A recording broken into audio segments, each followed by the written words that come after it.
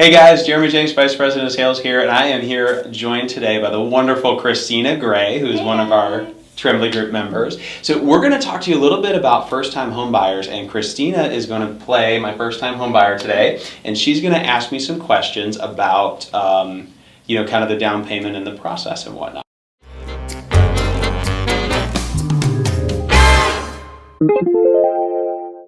Are you ready? I am. All right, fire away. All right, Jeremy. So as a first-time home buyer, how much do I need for a down payment?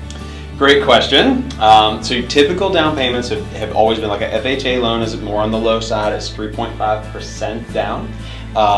Conventional loans typically between 15 and 20%. But we are seeing, my first-time home buyer, we are seeing some programs where you have a 1% down program and you do not have to pay PMI. Oh, wow. So that's been very exciting. That sounds exciting. What other questions you have? Okay, so to bring to the closing table, what would I need, what should I expect for closing costs? Sure.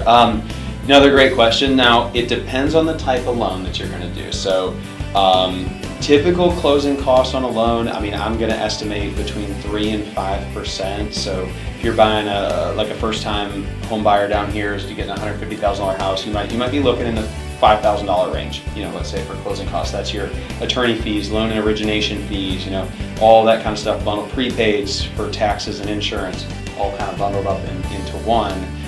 But there's different loan programs where you can wrap that in, so it's not coming out of pocket, or we could try and negotiate a credit with the seller. Sometimes that's a good way to go. And how about moving expenses? Great question, and that is often forgotten about in the process, but it's going to vary wildly. Like if you're moving from Maine and you've got a truckload full of stuff. Now that's not my typical first-time home buyer, right? But I've seen moving expenses be over $10,000 for some of those big cross-country moves. So typically across, I think on a budget, first-time home buyer, they're moving from like an apartment over, they just need a small U-Haul maybe. What would you need? You want a small U-Haul? Yes, I don't know, I might need something a little bigger. Do you? Okay. Probably like $1,000. Okay. So is that reasonable? Yeah. Okay, awesome. So thank you for tuning in. Thank you, Christina, for coming on camera with us. Thank you for tuning in, guys, and stay tuned for more about first-time home buyers.